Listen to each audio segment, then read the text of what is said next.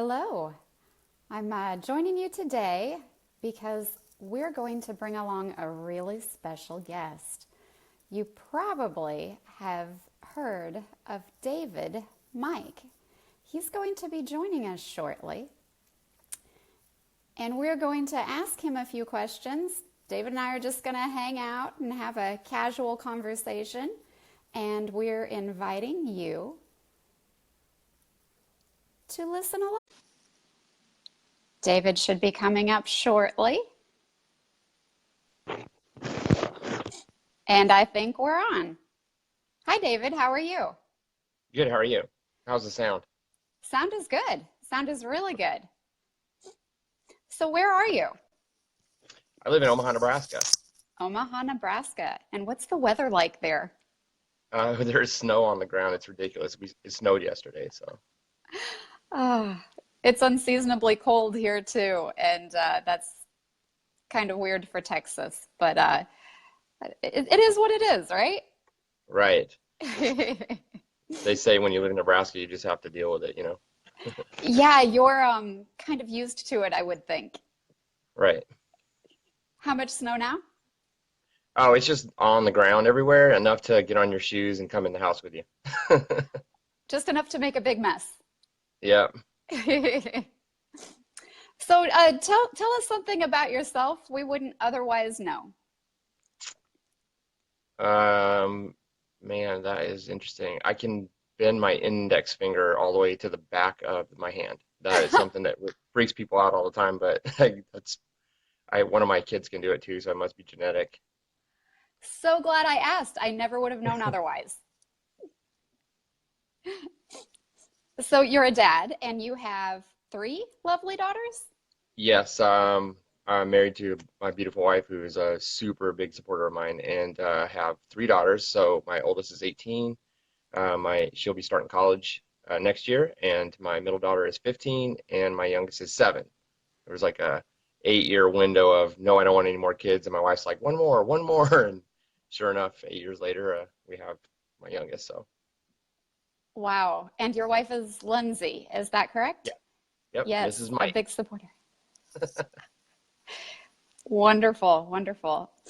So you have some special time with them later today, is that right? Well, The my daughters, older that two is? have prom. So my oldest is a senior and my youngest is a freshman. Or I'm sorry, my middle is a freshman. They both are going to be going to prom tonight. And last night, my youngest danced at the Harlem Globetrotters here in Omaha. So we were hanging out there last night, watching her dance and then watching the show. What an honor.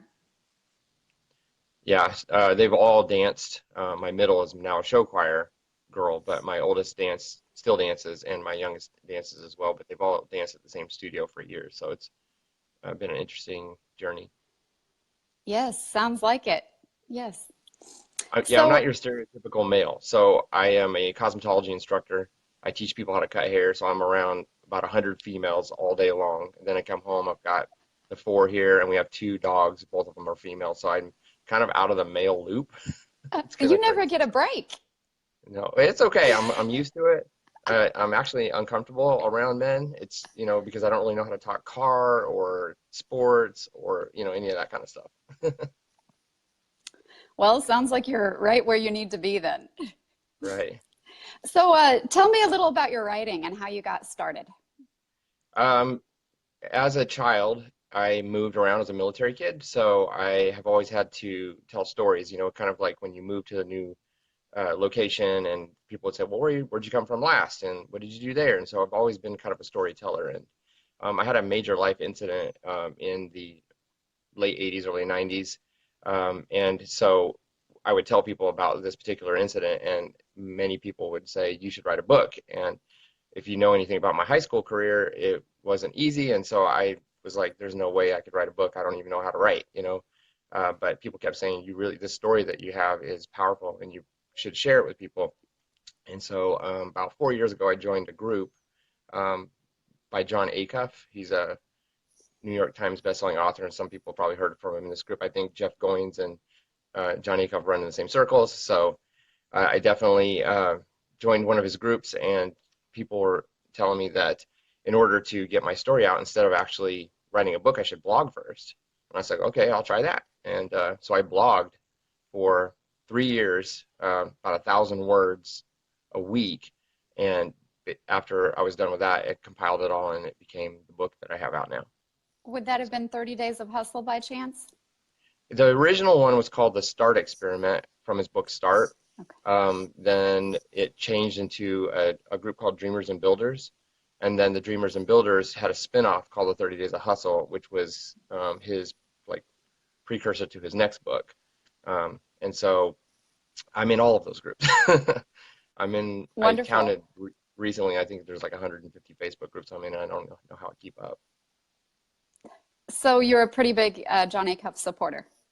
Yeah, he's one of the reasons.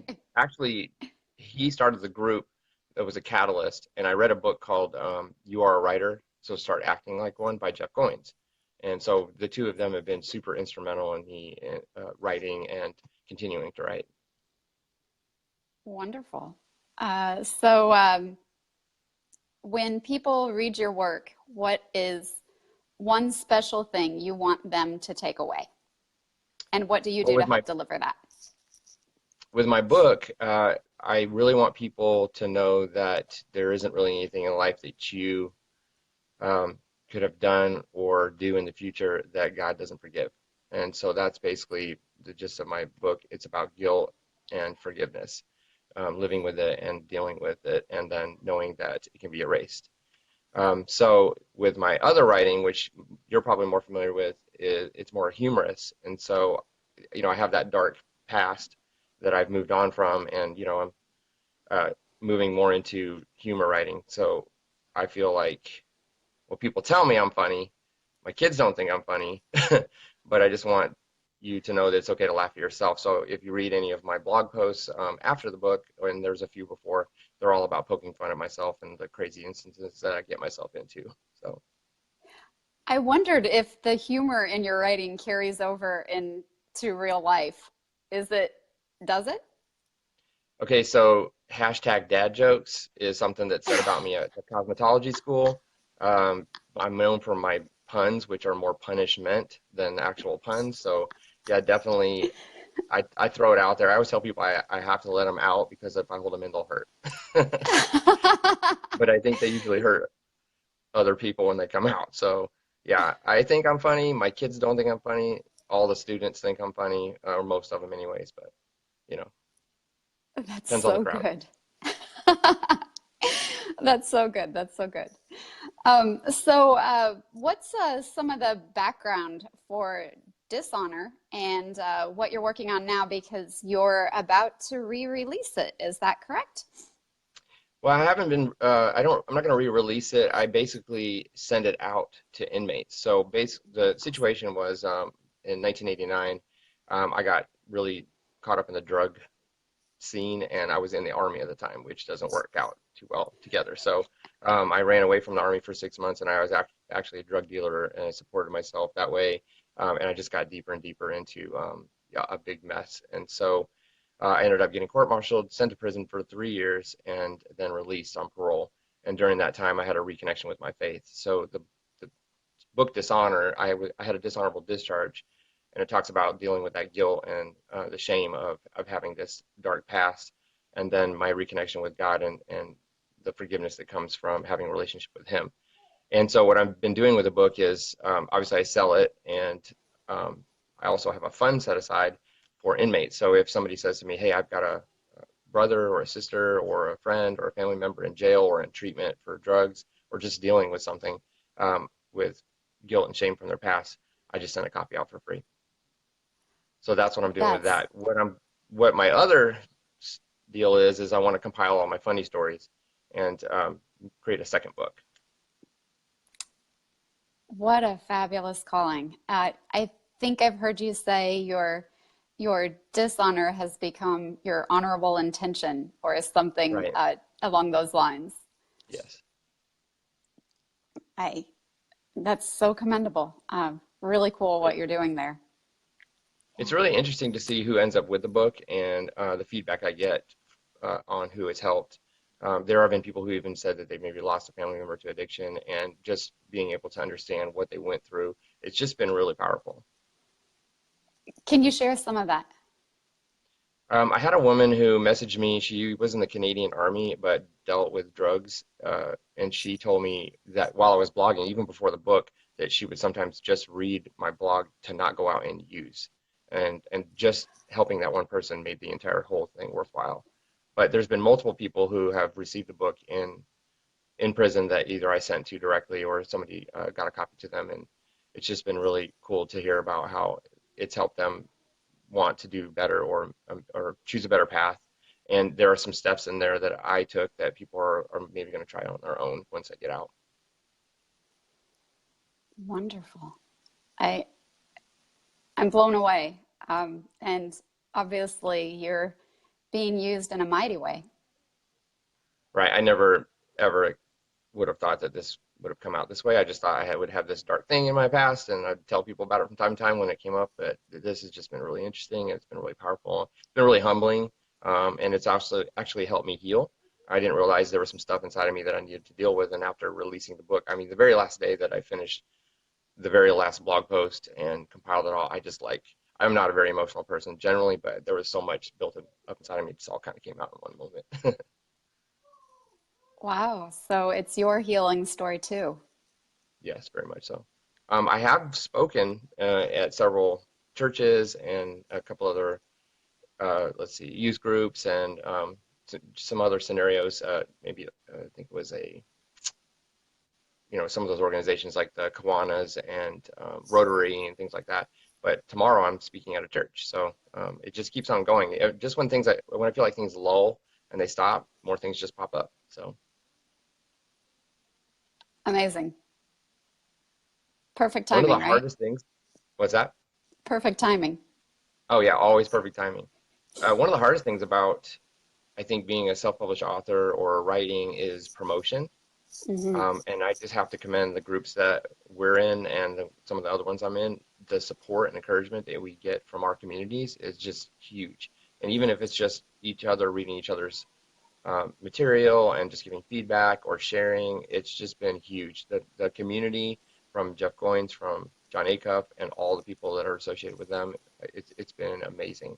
And I just can't thank people enough for always supporting and liking and sharing. And I can't always reciprocate as much as I receive. I try. It's very difficult. It's a full-time job. So, Yes. Yes. Well, I really just wanted to spend a little time with you and keep it short and sweet this morning. Uh, Keep it really casual, and I really was excited to talk with you.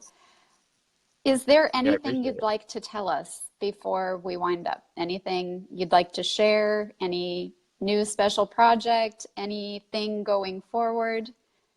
Any Um, last thing we'd like to hear about David?